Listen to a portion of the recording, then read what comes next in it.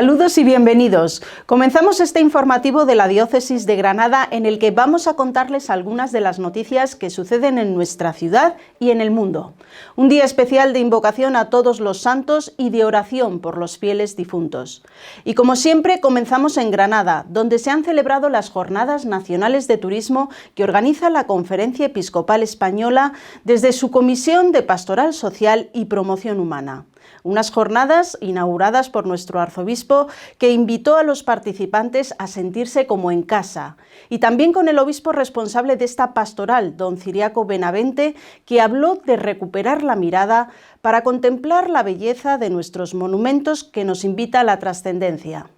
Por su parte, el director hablaba de una pastoral amigable que busca y fortalece el encuentro con las personas, y nos cuenta qué es esta pastoral. Es todo lo que sea turismo en el sentido lato de la palabra. Y pastoral es como toda la tarea o la tarea central de la Iglesia, que es, digamos, poner la semilla del Evangelio, la luz del Evangelio, en las realidades donde los hombres viven, conviven y construyen sus vidas. También en la maravilla del descanso que significa el turismo. Los participantes también visitaron distintos monumentos de la archidiócesis, como la Cartuja, la Abadía del Sacromonte o la Capilla Real. Cerraron estas jornadas con una visita al santuario de Nuestra Señora de la Cabeza en Motril. Y seguimos en Granada, donde el 25 de octubre acogíamos la cruz de la JMJ y el icono de la Virgen, símbolos del próximo Encuentro Mundial de los Jóvenes con el Papa, que se celebrará en agosto de 2023 en Lisboa. Recorrieron distintos puntos de la diócesis, organizado por la Pastoral Juvenil, y fue una acogida que ha servido de preparación y animación a esta participación mundial de los jóvenes granadinos. El Colegio de la Sagrada Familia, el Colegio Mayor Santa Cruz La Real, el Seminario San Cecilio y el Santuario del Perpetuo Socorro formaron parte de este recorrido. La acogida en Granada de estos símbolos terminó en la catedral con una vigilia para continuar su recorrido por otras diócesis andaluzas.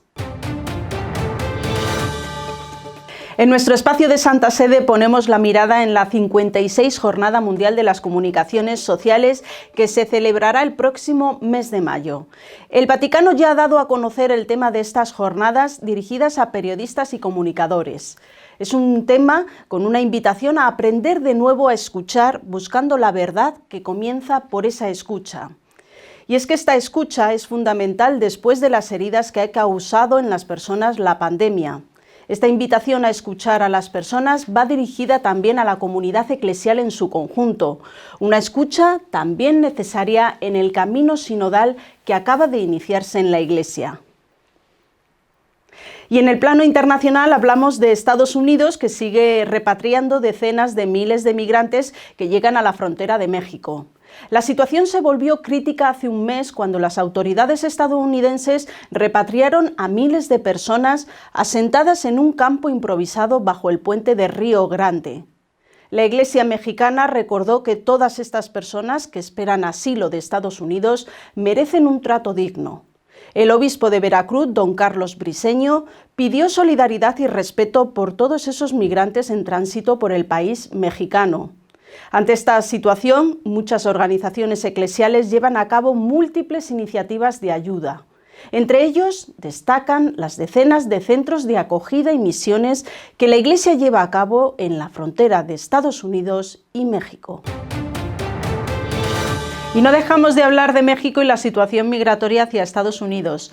Para conocer más sobre esta situación, hoy tenemos con nosotros a Albertina Pauletti. Es misionera escalabriniana que está en la Casa Madre Asunta de Tijuana. Una casa madre que acoge sobre todo a mujeres solas o con hijos menores de edad y que se encuentran en situación de refugio o en tránsito a la espera de recibir asilo por parte de Estados Unidos.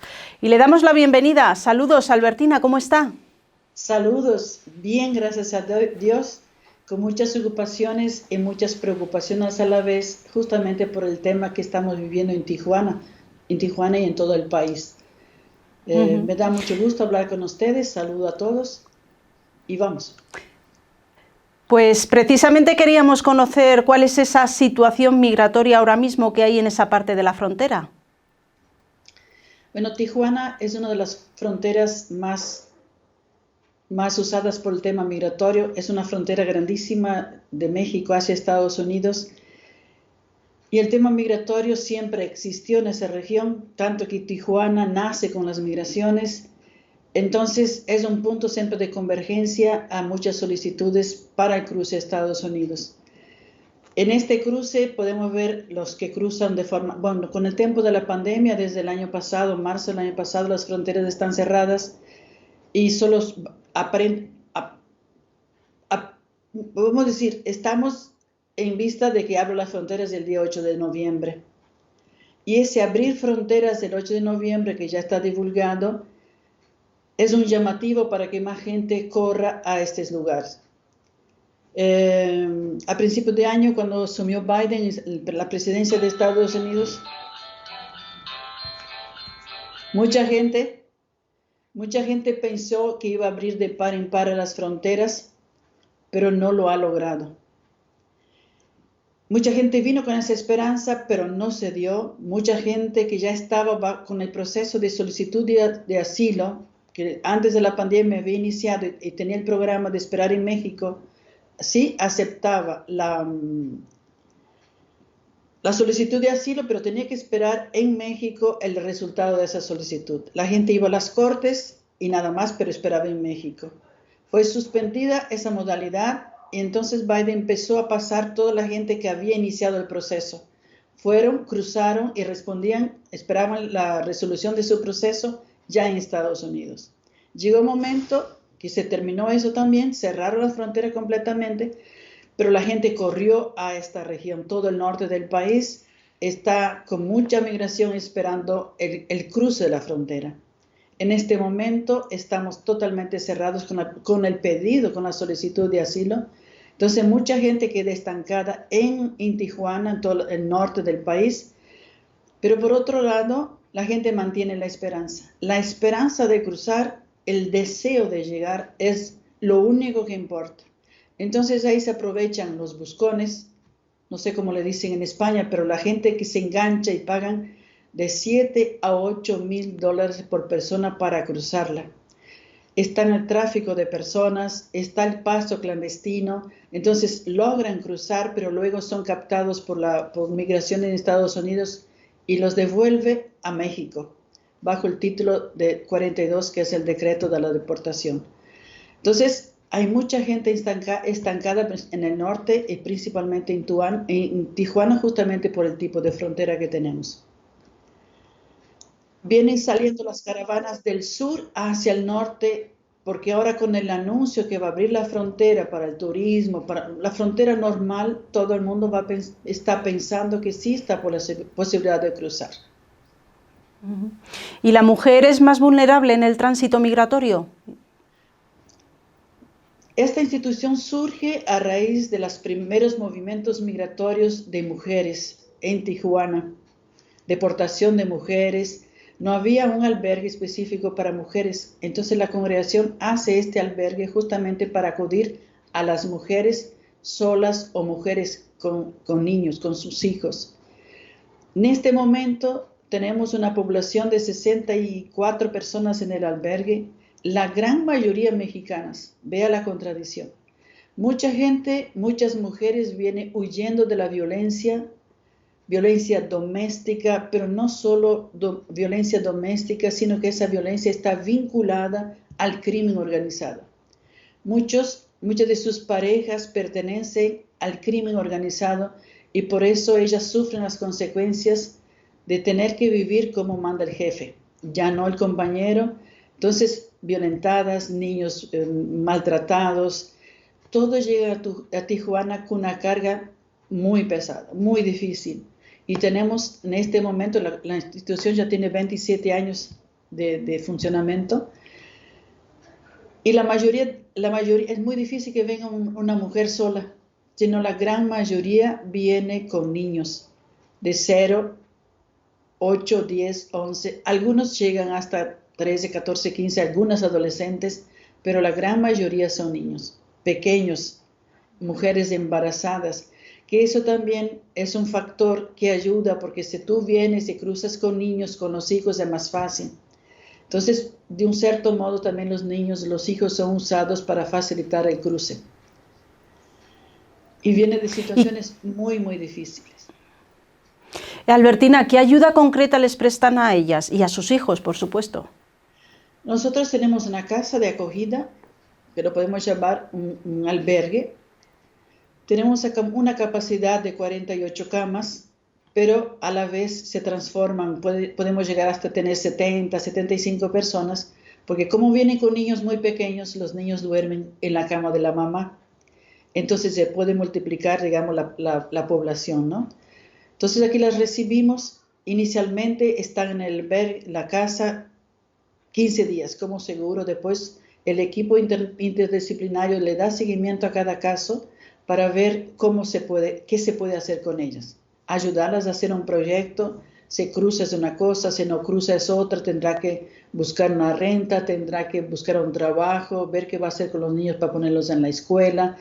Entonces es un acompañamiento integral para que ella se vuelva a reubicar, pero el gran deseo es cruzar. Entonces ver trabajos que ellas puedan realizar, se le da una asistencia psicológica, legal, tiene varias instituciones que vienen a la casa para dar talleres de empoderamiento, de advertencias, en fin, todo lo que una mujer tiene que saber de sus derechos, de lo que significa estar en migración con sus hijos, cómo los deben tratar y todo eso, ¿no? Le damos un albergue completo, digamos, ¿no? Comidas, alimentación, vestuario, calzados, médico, medicinas, una asistencia prácticamente completa. Desde luego la Iglesia está presente allí a través suyo, de su congregación. ¿Cuál es esa presencia también de la comunidad religiosa y de la propia Iglesia? Aquí al lado, a 100 metros, está la casa de acogida de los padres escalabrinianos. Ellos sí tienen una mayor capacidad, entonces en el inicio ellos recibían solo varones. Y de ahí que surge la necesidad de un albergue, una casa para mujeres. Entonces la congregación de las hermanas hacen la casa. Hay como 20, creo que son 25 albergues en Tijuana, solo en Tijuana, de diferentes religiones, hay albergues particulares, pero en general son albergues de iglesias. En Tijuana, de la Iglesia Católica, estamos nosotros, están los padres salesianos, los padres escalabrinianos. De la Iglesia Católica somos nosotros 3, y después está el Ejército de Salvación, otras iglesias que también tienen albergues. Pues Albertina Pauletti, muchísimas gracias por contarnos una situación que en este lado del Atlántico desconocíamos por completo. Gracias. Gracias a ustedes. Y da mucho gusto hablar del trabajo que yo hago, porque realmente es un trabajo muy, muy intenso a la vez, pero muy, muy significativo. Percibimos que Dios está presente y que Dios se revela en las personas que atendemos.